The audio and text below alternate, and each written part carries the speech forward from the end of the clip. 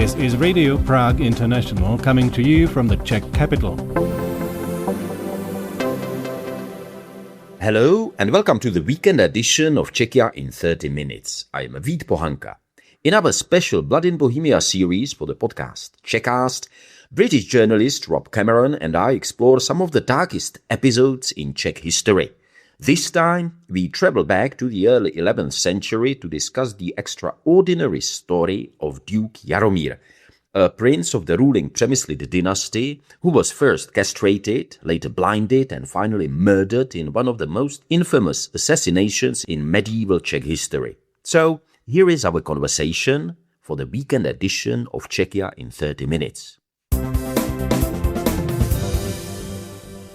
So, Vít, if I understand correctly, in this episode of Blood in Bohemia, we enter one of the most turbulent and, frankly, disturbing chapters of early Czech history. Yes, this is a story of brothers fighting brothers, of power within the ruling house, and of what happens when power becomes a matter not just of politics, but of survival as well. One of the central figures, or I would say the central figure this time, is Duke Jaromír, a member of the ruling Přemyslid dynasty, who suffers a fate that sounds almost unbelievable, even by medieval standards, Rob.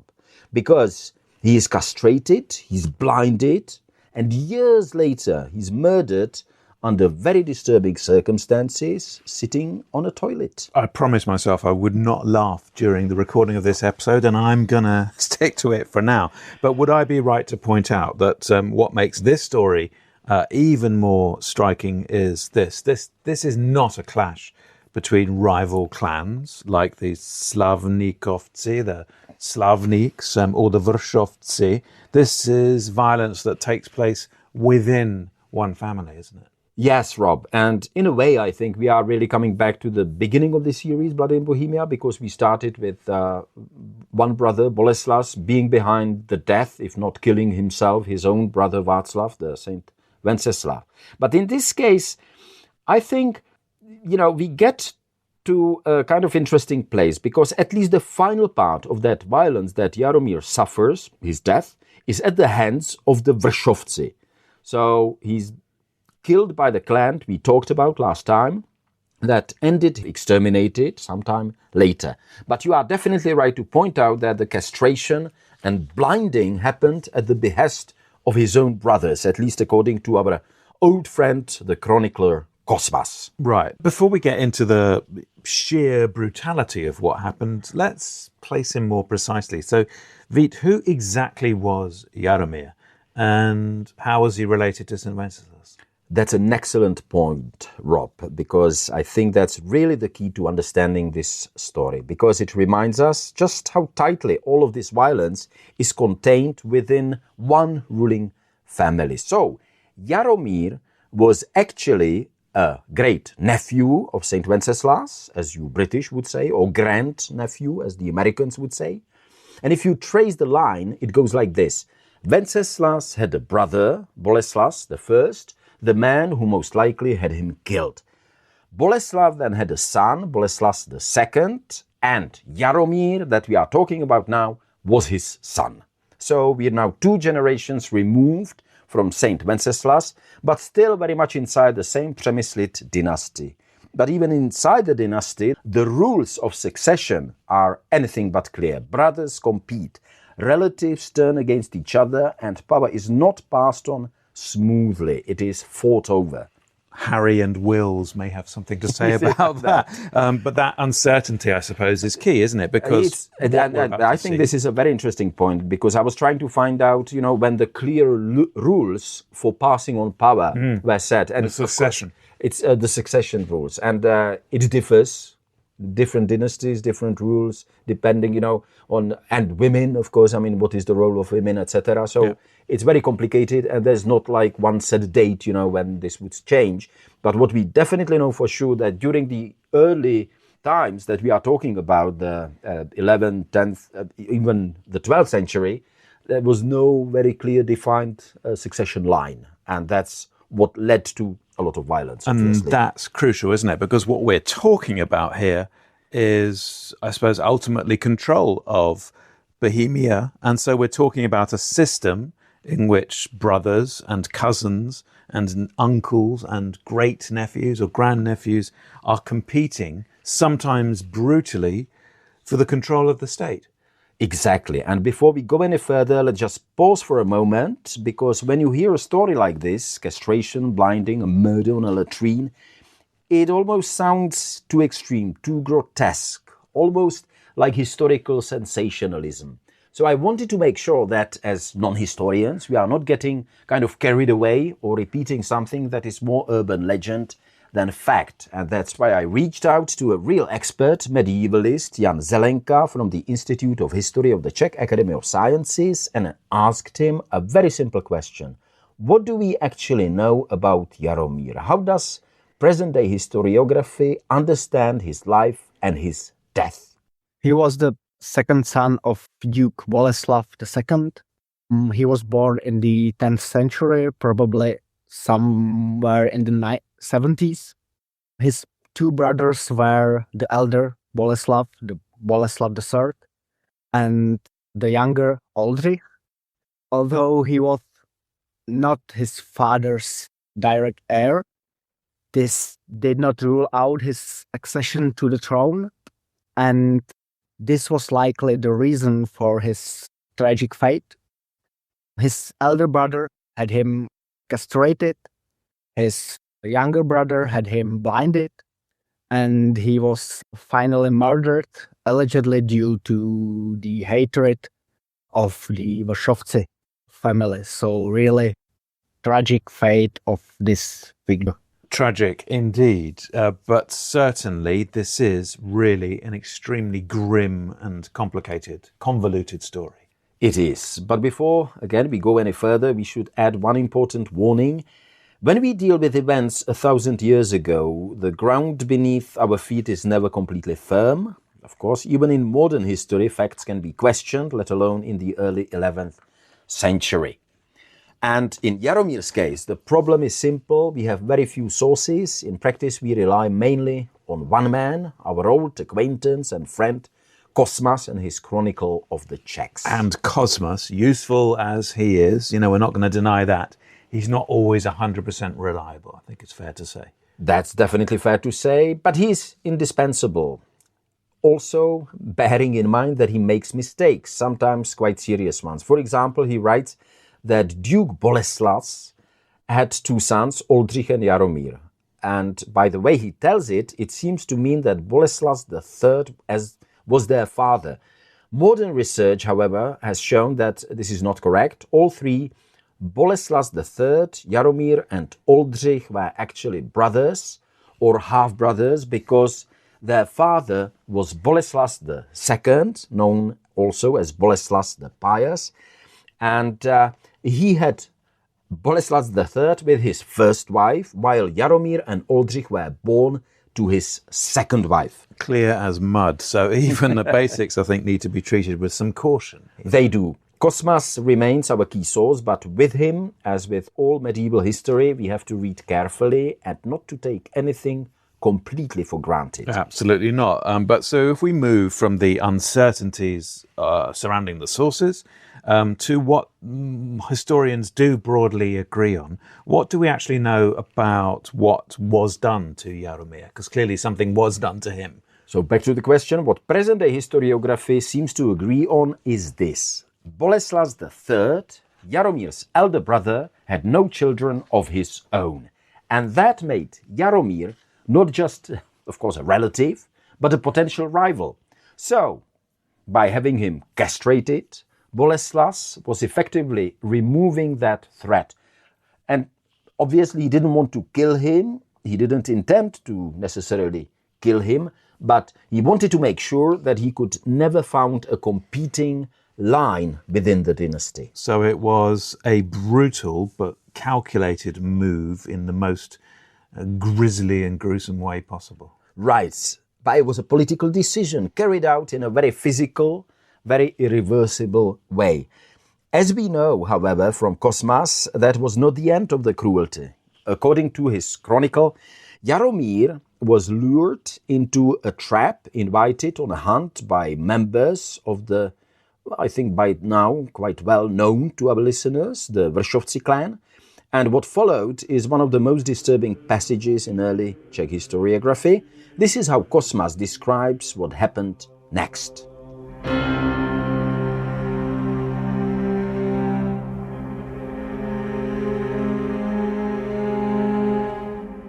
O evil mind and wicked spirit, what the sober only contemplate, the drunken carry out openly. For when their malice was inflamed and their courage stirred by wine, they seized their lord and cruelly bound him. Then they laid him naked on his back, pinned his hands and feet to the ground with stakes, and, as if in some grotesque military game, they rode their horses over his body.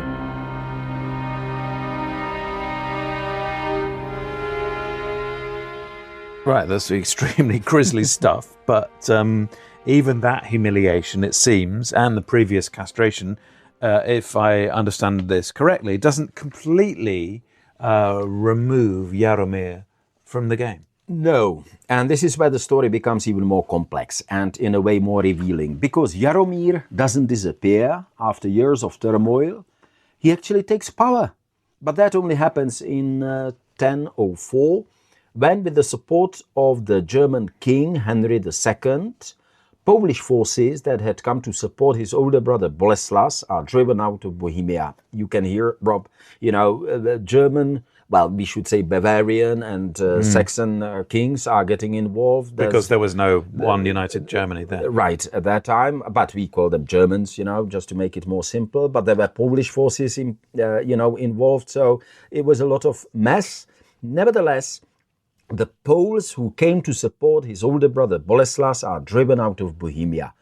Jaromír then enters Prague with a German army and is installed as a duke. As a massively reduced man, still perhaps recovering from all that torture and poor treatment. Castrated, eunuch, not able to have children, but still a duke. And this is important, actually, because he accepts Bohemia as a fief, actually, from the king, symbolically receiving a lance, the sign of vassalage. And so Bohemia then is now firmly tied, I guess, to Henry II and, by extension, to the Holy Roman Empire. That's a very important point, and Jaromír remains loyal to Henry II, supporting him in his conflicts with the Polish ruler. Again, I mean, this will become maybe slightly confusing for the listeners. Bolesław, as the Polish would. He's a different Bolesław. A different Bolesław. Okay, let's not confuse our Bolesławs. Bolesław's the Přemyslid. This is Bolesław the Brave. Not to confuse with the Czech Bolesławs, but frankly, his rule is weak. I mean, Jaromír's rule is weak. He struggles to hold the territory together.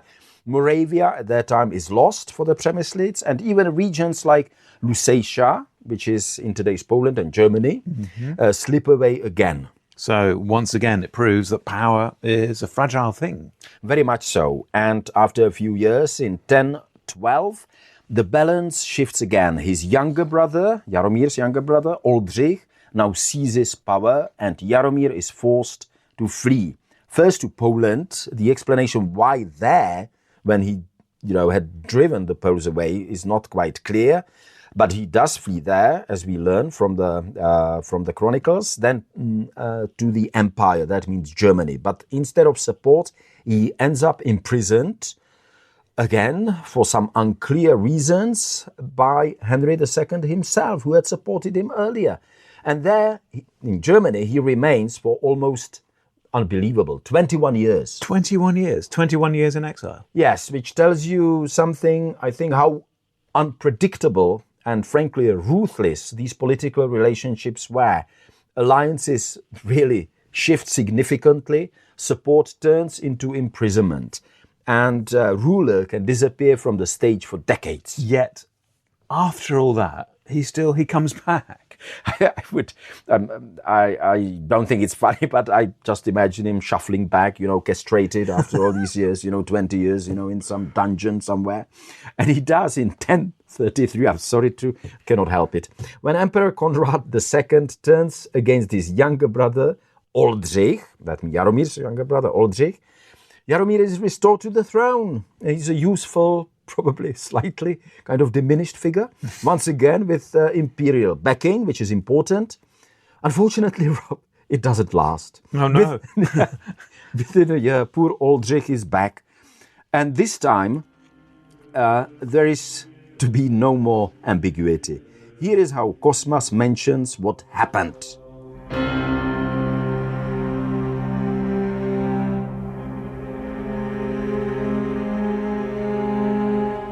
The next morning, Duke Oldřich entered Prague Castle and, at the deceitful instigation of those same domestic enemies we mentioned earlier, had his brother Jaromír blinded on the third day.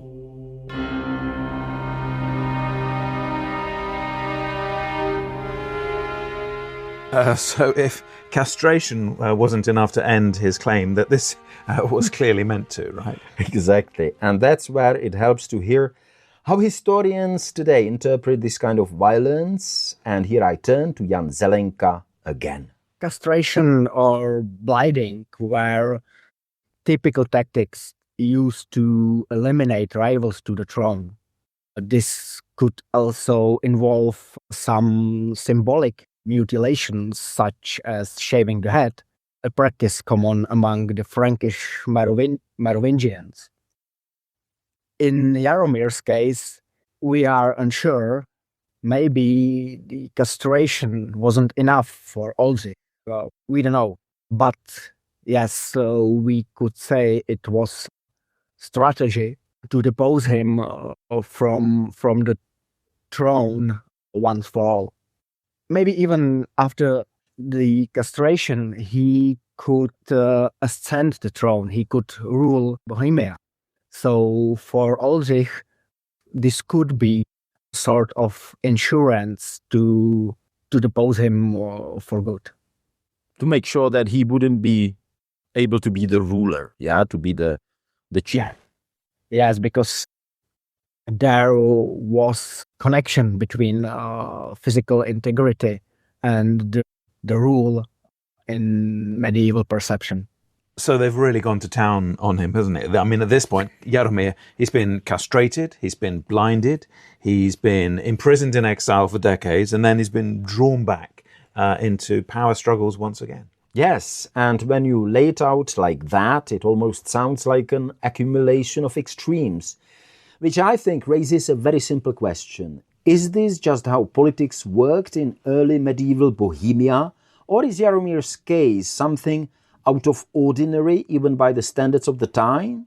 Because yes, violence even within the ruling families was not unusual, but the scale, Rob, and the repetition of what happens to Jaromír, I think that feels different.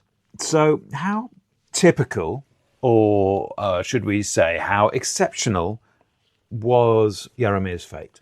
That's exactly what I asked historian Jan Zelenka. In early medieval Bohemia, Jaromír's case is or was an absolute exception. In Europe, we of course find similar cases, but in Bohemia, it was very unusual. Of course, there were frequent power struggles and acts of violence among the members of the Přemyslid dynasty. However, the mutilation and extent of violence inflicted on Jaromír were really unusual. It was exceptional. You know, it just brings me... The first episode we recorded was about Saint Wenceslas. Now we've got Ludmila and Drahomíra. Wenceslas's mummy kills granny. Then we've got Boleslas, probably is behind the death of his brother. Now Oldřich not just kills his brother, but he has him first castrated, blinded, and then he dies like that. I just wonder, the Přemyslids family have got this kind of mythical place in Czech historiography. I mean, were they normal? Yeah, they were quite normal. It's look, to kill an opponent or some competitors of the throne were quite normal. It happened all over time, all over Europe. But in Jaromír's case, the mutilation, the extent of mutilation and the repeated mutilation regarding the domestic milieu, it was exceptional. And it's important to point out that this is a story that unfolds over decades. It wasn't a single act of brutality. It feels almost like there's a system of brutalization of Jaromír. Exactly. And that long kind of arc makes what comes next even more striking, because even after everything, after mutilation, exile, imprisonment, Jaromír, and blinding, I should say, Jaromír is still part of the political struggle until the final act comes. Between the castration and blinding, Jaromír was arrested and spent almost or more than 20 years in prison in Germany, in Roman Empire. So he was blinded after the release, after he became a ruling duke in 1033. So all this unfortunate event had not happened in the one time. So there was a time span for all of this.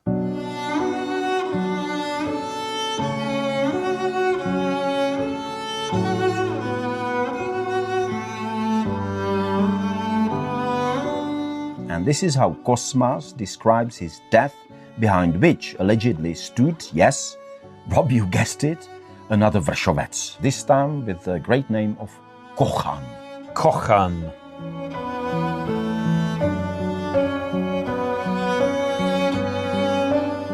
Kochan sent his executioner, and when the blind man was sitting at night on the latrine, relieving himself, he pierced him with a sharp spear from behind through to his entrails. And so the just man, Duke Jaromír, died as a martyr of God.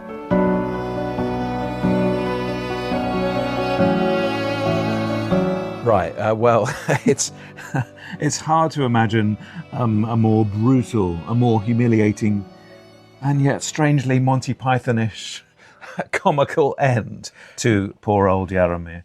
Yes, it is brutal, humiliating, and in a way, I would say comical. But here again, we have to be careful, because all of this comes to us mainly through Cosmas, and his account raises questions. So I asked Jan Zelenka, proper historian, how we should understand this story and how much of it can we really trust. In this case, Cosmas is describing events that took place a long time ago and that nobody could remember. Maybe he could just link several events that may not originally have been related or could happen differently. However, the resulting narrative was undoubtedly intended to highlight the evil nature of the Vršovci and their hatred of the Přemyslids. It seems to indicate that the Vršovci were actually around for nearly a century, even after they killed one of the very prominent members of the Přemyslids family, right? Yes, and that's the problem. If they really were perceived as only as traitors or mortal rivals, could they achieve so significant status or hold such a significant status for so long time? So that's the problem, because Cosmas speaks about Vršovci as about arch enemies of the Přemyslids, but they were one of the mightiest and wealthiest family from the 10th or from the beginning of 11th till the beginning of 12th century. So, is it really the picture of the arch enemy or mortal rival, or is it just common aristocratic family playing its part in this, I don't know, Přemyslids politics? Right, but nevertheless, I mean, the fact, if we come back to the toilet assassination kind of fact. I suppose it shouldn't be treated just as a literary device meant to humiliate or moralize. It was probably something that he considered a fact. Maybe, or he just highlighted the evil nature of the family, of the Wachowcy. Look, it could be just the narrative strategy to show them as pure evil.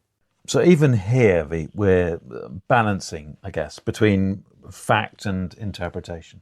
Right, but one thing is clear. What happened to Jaromír stands out even in a time that was already violent. The mutilation and murder of Jaromír, as well as the massacres of the Slavníkovci and the Vršovci, undoubtedly demonstrate the lack of legal barriers, the ruthless political competition and its violent nature. However, on the other side, these incidents may be attracted so much attention at the time because they were perceived as extraordinary.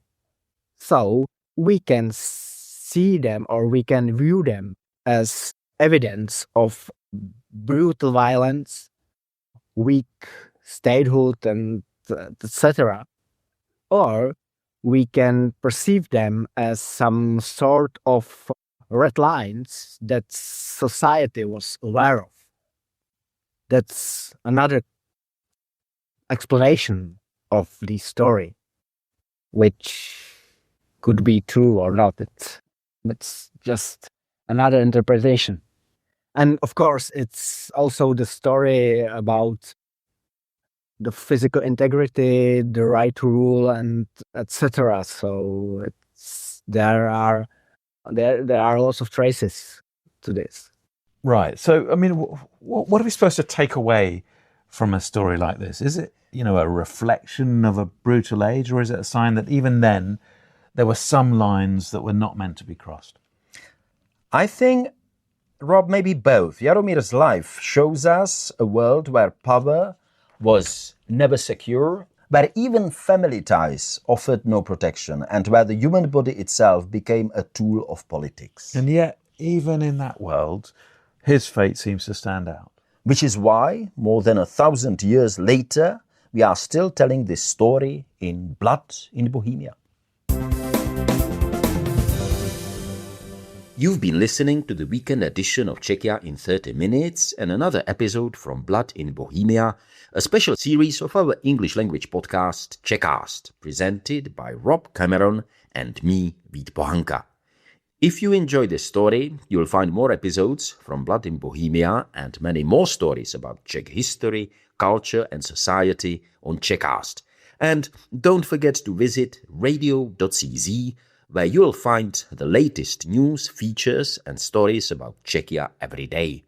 Thanks for listening to this weekend edition of Czechia in 30 minutes, and until next time, naslyšenou.